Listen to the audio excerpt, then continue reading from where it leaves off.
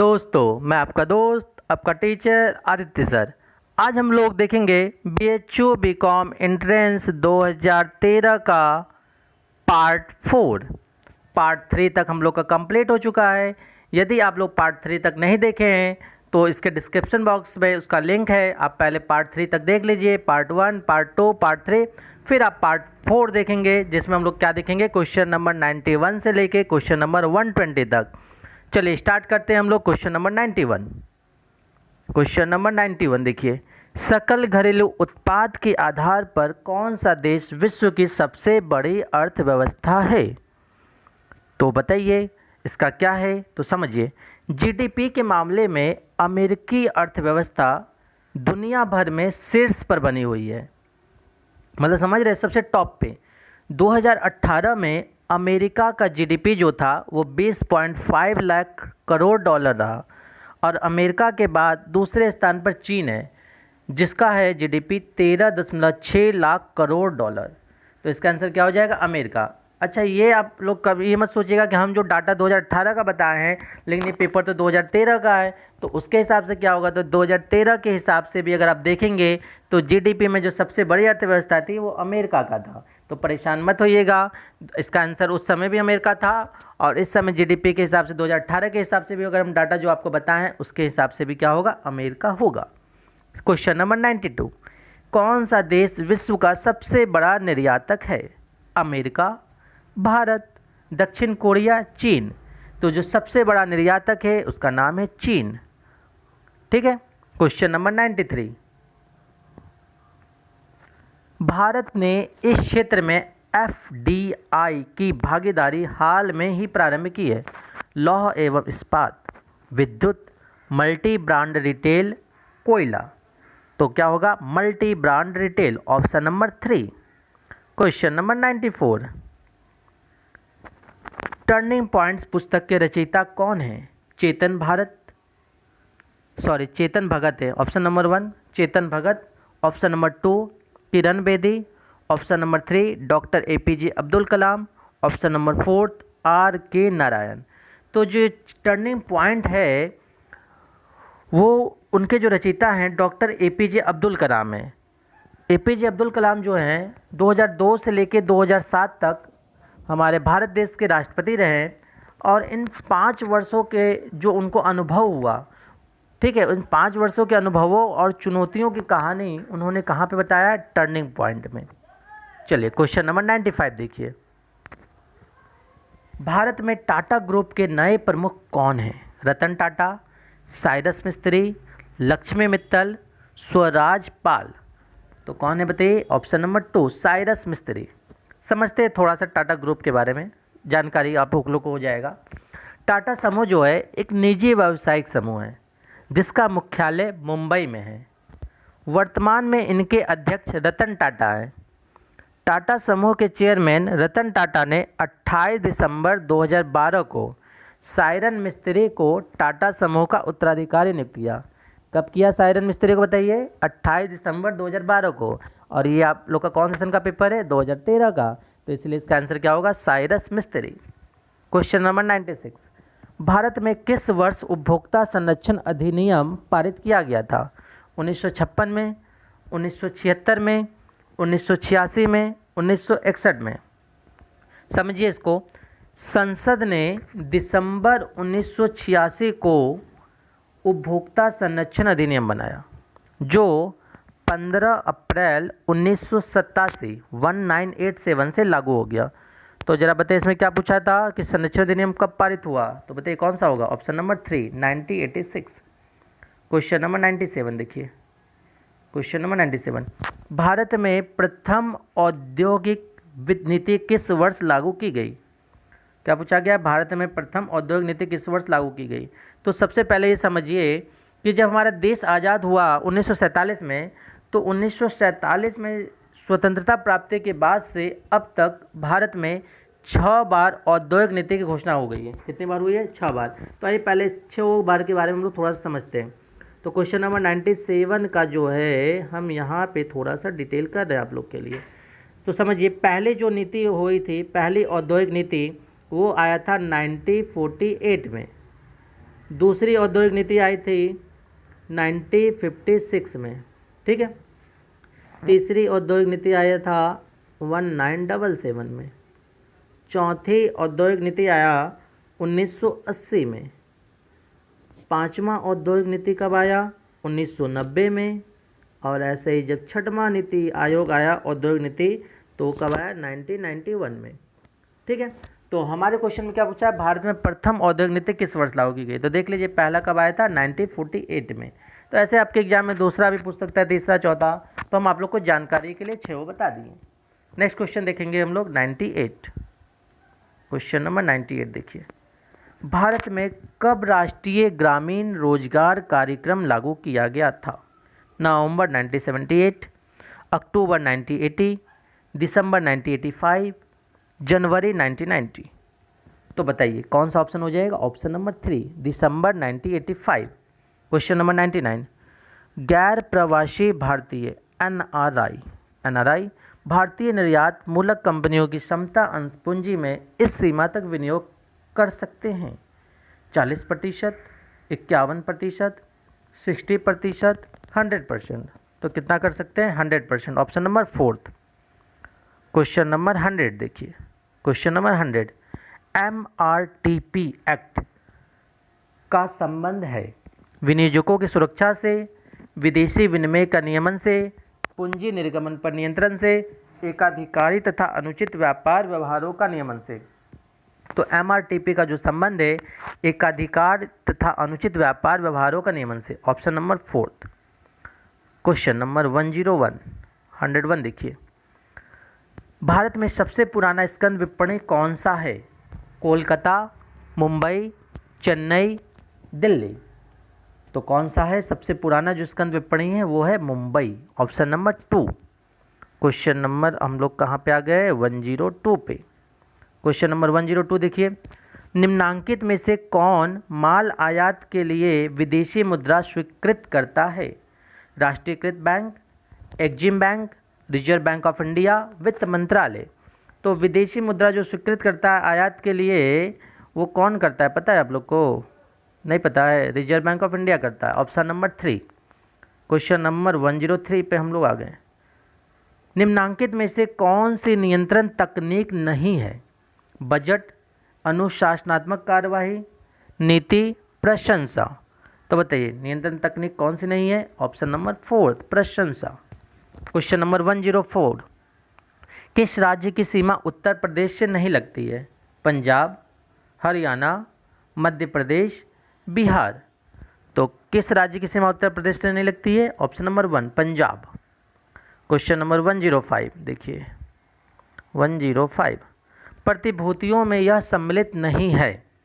सरकारी बॉन्ड्स ये तो शामिल है, स्कंद ये भी शामिल है, प्रतिभूतियाँ ये भी शामिल है, बैंक जमा। हाँ, प्रतिभूति में शामिल नहीं है पूछ रहा है, तो कौन सा शामिल नहीं है? बैंक जमा। Option number 4।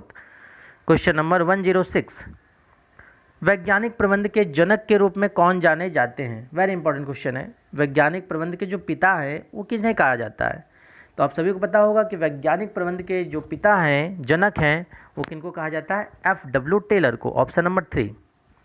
क्वेश्चन नंबर 107 देखिए, भारत में निर्यात तथा आयात व्यापार के वित्त व्यवस्था के लिए यह सर्वोत्तम साधन है? वाणिज्यिक बैंक, विदेशी बैंक, विश्व बैंक, एग्जिम बैंक। समझिएगा जरा, क्या बोला गया हमसे कि इंपोर्ट और एक्सपोर्ट के लिए क्या बोला गया है? देखिए यहाँ पे एक्सपोर्ट लिखा है और यहाँ पे इंपोर्ट, ठीक है। तो इसके लिए तो पता है इसके लिए कौन सा है? EXIM bank. और एग्जिम बैंक का जी ये जो लिखा है, देखिए एग्जिम बैंक कैसे लिखा है? EXIM। पता है इसको क्यों इस तरह नाम दिया गया? EX जो होता है हमारा, ध्यान समझिएगा, ये जो हमारा EX है इससे एक्सपोर्ट होता है और IM से क्या होता है? इंपोर्ट। तो एक्सपोर्ट इंपोर्ट के लिए जो सबसे सर्वोत्तम साधन है जो बैंक काम करती है उसका क्या नाम है? EXIM bank. तो समझ में आ गया एग्जिम बैंक क्यों नाम दिया गया? ये एक्सपोर्ट है लिखा और ये इंपोर्ट है। इसका ऑप्शन नंबर 4 हो जाएगा, एग्जिम बैंक। इतना बात समझ में आ गया आप लोग को? चलिए नेक्स्ट क्वेश्चन हम लोग देखते हैं। क्वेश्चन नंबर 108, भारतीय रेल एक उदाहरण है विभागीय उपक्रम का, वैधानिक निगम का, सरकारी कंपनी का, निजी मंडल का। तो भारतीय रेल जो है वो एक विभागीय उपक्रम का उदाहरण है। Option number 1।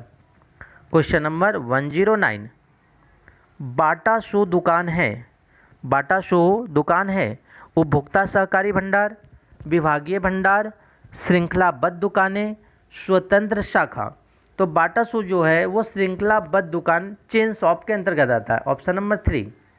क्वेश्चन नंबर 110 देखिए, क्वेश्चन नंबर 110, एक सरकारी कंपनी में सरकार की न्यूनतम अंशधारिता होती है 51%, 50% प्लस 1 अंश, 100%, 49%।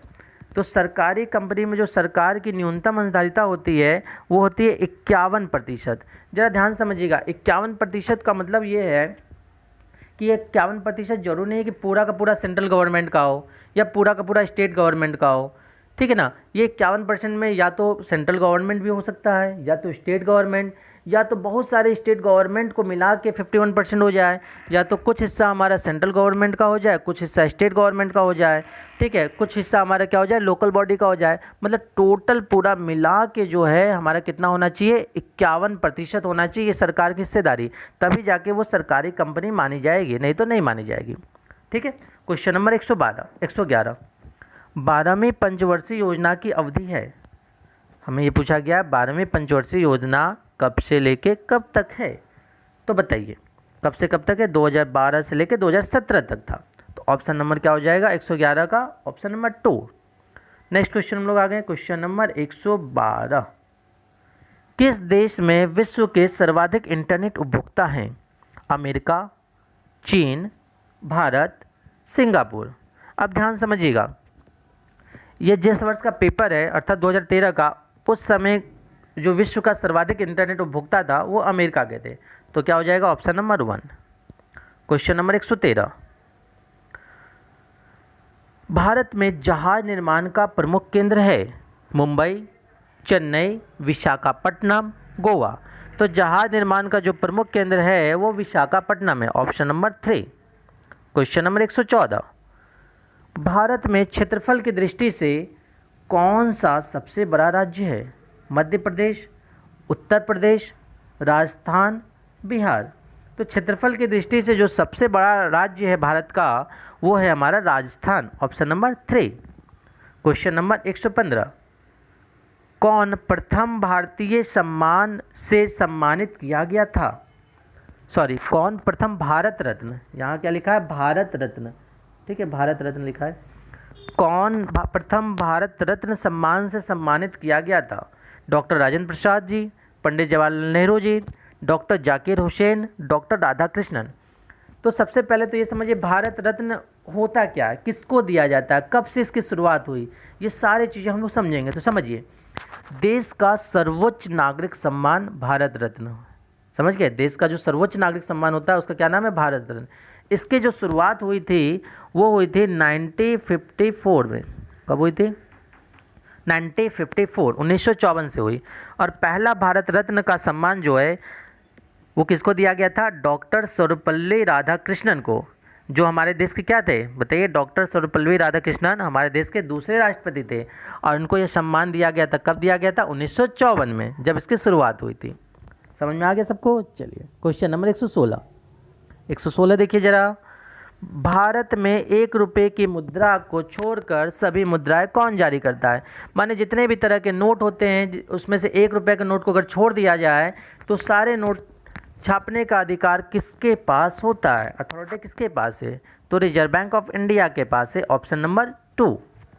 क्वेश्चन नंबर 117, भारत का सर्वाधिक औद्योगिक राज्य है पंजाब, गुजरात, महाराष्ट्र, पश्चिम बंगाल।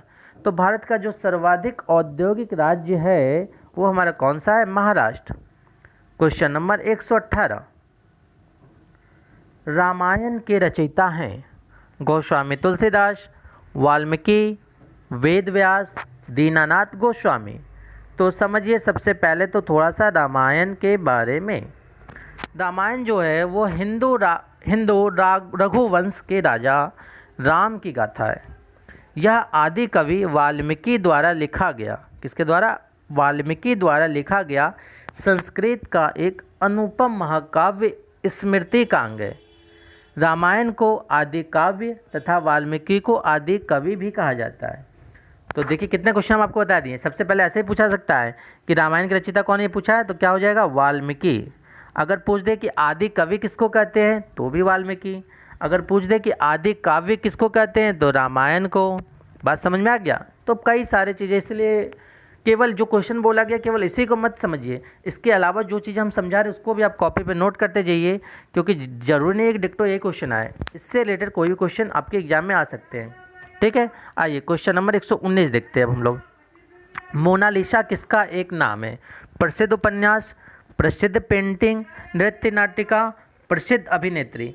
तो समझिए पहले मोनालिसा जो है, मोनालिसा कहाँ गई है?